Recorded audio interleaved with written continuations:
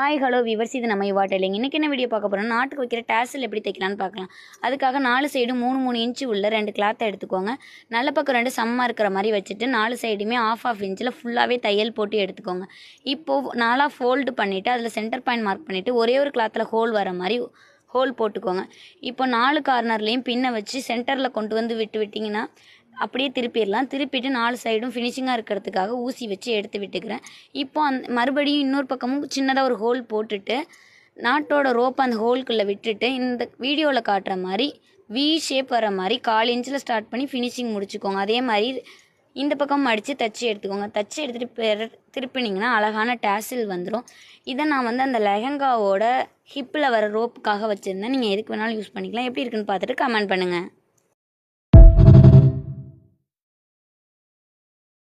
Hi hello viewers, இது நம்ம யுவா tailoring. இன்றைக்கி என்ன வீடியோ பார்க்க போகிறோம், நாட்டுக்கு வைக்கிற டேசல் எப்படி தைக்கலாம்.